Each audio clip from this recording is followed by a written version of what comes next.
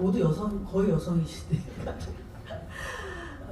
잠깐 이제 영화에 대해서 말씀드리면, 영화 해야 할 일은 지난해죠. 지난해 부산국제영화제에서 처음 공개돼서 부산국제영화제를 비롯한 한 6개 부문의 상을 받고, 그리고 지난 9월 25일 날 개봉을 했습니다. 근데 워낙 이제 독립영화다 보니까 영화관도 적고 또 관객분들 만날 기회가 적어서 또 이런 자리를 마련했습니다.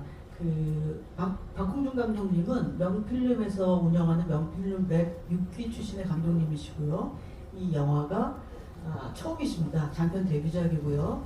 저 옆에 앉아 계신 김도영 배우님도 장편 영화 주연은 또 처음이세요. 근데 영화 개봉도 하기 전에 부산 독립영화제하고 서울 독립영화제에서 연기상을 또 받으셨어요.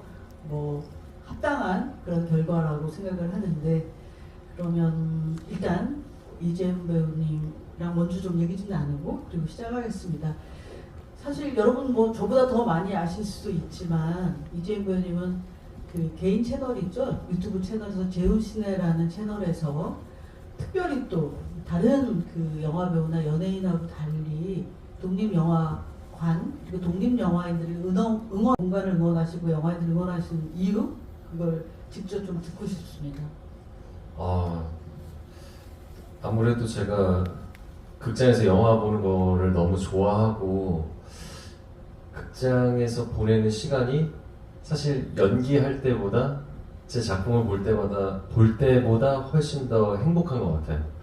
그런데 가면 갈수록 독립영화 극장이 보통 영화관뿐만 아니라 점점 관객분들이 많이 찾아주시지 않는다라는 것을 체감을 하게 되었고, 그래도 이 소중한 극장이 만약에 사라지게 되면 얼마나 좀 가슴이 아플까라는 경험을 또 제가 하기도 했고, 그래서 이거를 기록으로 남기게 되면 나중에 극장에 있어서 뭐 추억을 하시는 분들께 뭐 자그마한 선물이 되지 않을까 해서 시작을 했다가 조금 더 발을 나아가서 제가 방문했었던 그런 독립영화 극장들이 사라지지 않았으면 하는 바람으로 유튜브를 시작을 한 것 같아요. 그래서 좀 정성 들여서 그 공간들을 잘 비춰줬으면 좋겠다라는 생각을 했었고, 그래서 좀 디테일하게 하나하나 잘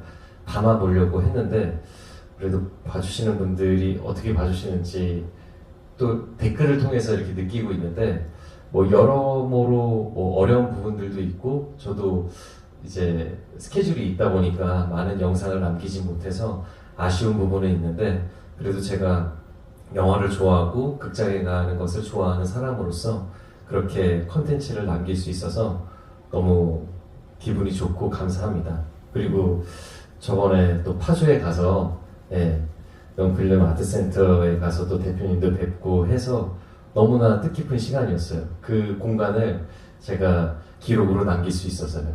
근데 파주는 조회수가 별로 안 나왔어요. 그래서 여러분들이 좀 구독을 좀 해주시고 가주셨으면 좋겠습니다. 근데 그 제주, 부산, 광주면 파수꾼을 상영을 하고 있었대요. 그래서 관객과의 대화도 보셨는데 영어보다 훨씬 더 앳되고 예쁘신 배우님들이 오셔서 지부를 했던 얘기를 마침 하셨어요. 어머나, 그때 와서 보셨었군요. 네. 그게 벌써 이제 파수꾼 여러분 아시는 것처럼 2011년도 영화죠. 그것도 영화 아카데미 장편 프로젝트의 일환으로 만든 건데 제작비가 그때 한 5천만 원인가? 그렇게 들었어요. 맞습니다. 근데 너무 놀라운, 지금도 계속 회자되는, 어떻게 보면 독립영화계에서 가장 중요한 영화 중에 하나고, 저도 이제 그걸 극장에서 봤는데 정말 놀랐어요. 그리고 당연히 거기 감독님뿐만 아니라 이재훈 배우, 뭐 박정민 배우 비롯해서 어떻게 저렇게까지 실감나는 연기를 저 열악한 촬영 현장에서 이렇게 이끌어낼 수 있었을까라는, 표현해낼 수 있었을까라는 생각을 했는데, 잠시 2011년으로 돌아가셔서 파수꾼 때 하셨던, 그리고 파수꾼 하면 이재훈 배우는 아주 영원히 좀 잊지 못할 그런 영화일 것 같아요. 그 영화로 한, 제가 기억하다가 세다가 말았는데 한 6개 이상의 청룡상, 대종상을 비롯해서 많은 신인 연기상을 받아서 2011년은 신인 배우 이재훈의 해 같은 거라는 생각이 들었거든요. 파수꾼 때 얘기나 좀 소회를 얘기해 주시죠. 그때 당시만 하더라도 사실 촬영을 하기 전에 대본을 읽고 그 결과물에 대해서 막 상상을 할 수 있잖아요. 어떤 영화가 나올지. 근데 그런 영화가 나올 줄은 솔직히 저도 짐작을 하지 못했던 것 같아요. 그냥 단순하게 학교에서 벌어지고 친구들 간의 어떤 사이에서의 어떤 소통의 부재라든지 어떤 오해라든지 이런 것들이 있는 그냥 EBS 청소년 드라마 같은. 예. 근데 그렇게 사실적이고 리얼하게 연기를 하고 찍어내는 방식에 있어서 굉장히 집요하게 그 과정이 있다라는 것을 촬영을 하면서 굉장히 그 감독님을 통해서 그 구현하는 그 파수꾼 영화의 그 세계가 저한테 있어서는 경험되어지는 게 굉장히 크게 다가왔었던 것 같아요. 그래서 장편 영화로서 처음부터 끝까지 연기를 하면서 그 경험되어졌었던 순간이 아무래도 지금의 제가 연기를 하는 그 과정에 있어서 굉장히 큰 밑거름이 된 것 같고, 동시에 너무나도 감사하게 저도 부산국제영화제 관객으로서 그리고 단편 영화로 이렇게 출품한 적이 있어서 간 적이 있었는데 장편 영화로서 그렇게 초청이 돼서 가서 너무나 감개무량했었고, 그 관객분들과 함께 극장에서 그 파수꾼이라는 영화를 처음으로 상영을 했을 때 그 감정을 잊지 못하는 것 같아요. 너무너무 소중했었고, 그래서 뭔가 내가 배우로서 이제 한 발 더 조금 더 내디딜 수 있다라는 어떤 용기도 얻었고, 그래서 저한테는 잊지 못할 굉장히 소중한 작품이죠. 저도 영화 보면서 여학생들 얘기는 많이 봤지만 그렇게 남고생들의 애증과 뭐 그 깊은 감정 이런 것들 느껴서 이거는 남고생판 여고괴담이다 이런 생각을 했거든요. 네, 어쨌든 그 이후로 저도 이재훈 배우님하고 팬이 됐고, 또 저희는 건축가 결혼이랑 아이캔스피크를 같이 했어요. 그래서 이렇게 제가 비비면서 이 상영회도 부탁드릴 수 있었던 것 같고요. 네. 그러셔서 제가 감사하죠. 네. 그리고 이제 박공주가 우선 작년 부산국제영화제 출품이 돼서 많은 분들께 또 이렇게 주목을 받은 작품이라는 것을 인지했었고, 그래서 이번에 개봉을 하게 되었는데 때마침 또 신재명 대표님께서 GV 말씀을 해주셔서 너무 흔쾌히 보고 싶다, 그리고 관객과의 대화도 하고 싶다 라고 해서 이렇게 보게 되었는데, 그래서 저는 영화를 볼 때 웬만해서는 어떤 정보를 최대한 입력하지 않고 그냥 있는 그대로 순수하게 보려고 노력하는 타입인데, 근래에 봤었던 영화 중에 이렇게 가슴을 후벼 파는 영화가 있었나 생각이 들 정도로 저한테는 되게 이 영화임에도 불구하고 너무 현실에서 벌어지는 이야기처럼 느껴졌었던 것 같아요. 그러면서 예전에 아버지가 회사 다니셨을 때에 대한 생각도 나고, 현재는 제가 또 회사를 운영을 하면서 구성원들과 함께 이 회사를 이끄는 입장이다 보니까 그런 부분에 있어서의 어떤 양가적인 입장도 좀 많이 났었던 것 같고, 재밌는 건 이 영화에서는 보통 회사와 사측과 그리고 노측의 그런 이야기들을 할 때 보통 회사를 가비고 뭐 회사원들을 을이라는 형태로서 이야기가 전개되면서 뭔가 나쁜 사람과 좋은 사람이 뭔가 대결을 하는 그런 구도의 이야기들을 볼 수가 있었고, 혹은 뭐 을과 을이죠. 회사원들끼리의 어떤 뭔가 버티고 나아가려는 그런 모습에 서로 뭐 시기하고 질투하고 그런 정치질을 하는 그런 드라마나 영화들을 봤었는데, 이번 작품은 저한테 있어서는 그런 것들을 떠나서 너무나 이 현실을 그냥 직면한다라는 기분이 많이 들었었던 것 같아요. 그래서 내가 저 상황과 위치라면 어떤 생각과 판단으로 이야기를 할 수 있었을까. 근데 그 과정이 너무 진짜 리얼하게 다 다가오니까 회사 생활을 해보지도 않았음에도 불구하고 그 강 대리님의 입장이 너무나 이해되면서 또 들어와서 처음에 만났던 이 차장님, 네, 배우님도 제가 처음 뵈서 그런지 저게 진짠가 연기인가 착각이 들 정도로 너무 이렇게 연기들을 다 너무 잘 해주시니까 그래서 이 이야기 자체에 확 몰입해서 볼 수 있었던 것 같아요.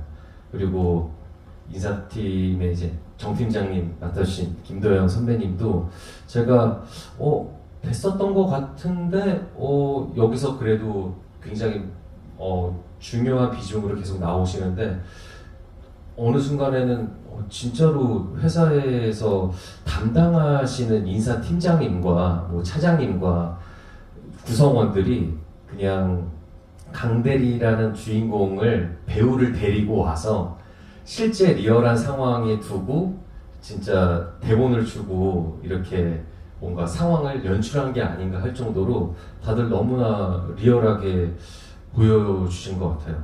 그런 부분에서 제가 켄 로치 감독님을 굉장히 좋아하는데 최근에 보여주시는 작품들에서의 그런 뭐 사회적인 어떤 현상 그리고 사람들의 이야기들을 정말 리얼하게도 보여주는 부분이 있는데 그 켄 로치 감독님의 작품이 또 생각이 나면서 배우분들의 그런 리얼한 모습에 진짜 내가 그 상황이라면 어떻게 견딜 수 있을까에 대한 어떤 또 딜레마라고 해야 되나요? 처음에 시작했을 때 자재팀이죠. 자재팀에서 이제 인사팀으로 발령을 받은 거잖아요, 강 대리님이. 그런데 나중에 구조조정이라는 상황이 생겨서 나를 모셨던 상사, 함께한 동료의 밥줄을 내가 결정을 해야 되는 그런 상황이 너무나 잔인하면서도 무섭고, 근데 인사팀은 그것을 해야 되는 업무를 가진 부서인 거잖아요. 그것을 해야 되는 게 해야 할 일이고, 그런 것들이 너무 되게 복잡한 신경이 많이 들었던 것 같아요. 그래서 이거 회사 다니시는 분들은 얼마나 더 많이 공감을 하시면서 볼까에 대한 생각도 들었고, 그래서 저는 너무너무 좋았습니다. 제 말이 좀 길었죠? 아닙니다. 감사합니다.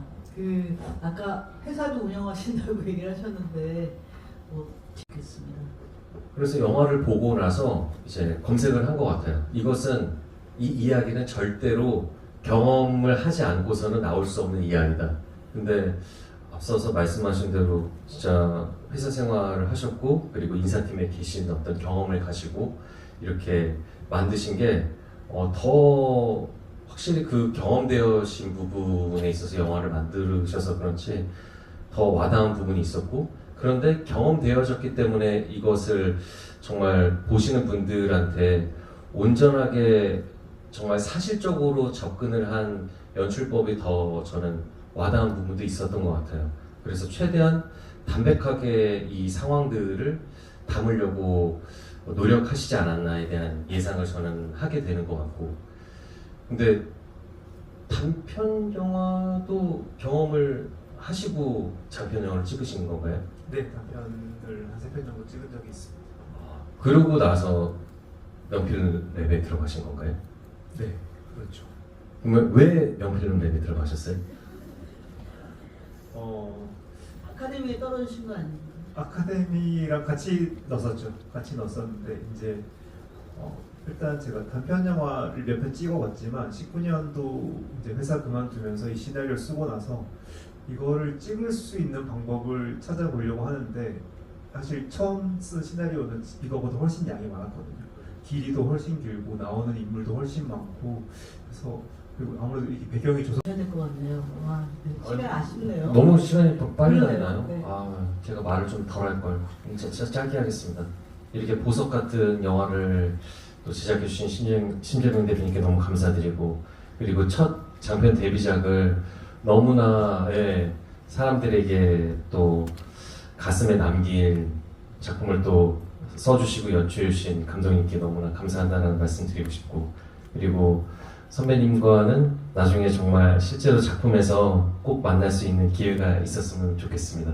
너무 영화 잘 봤습니다.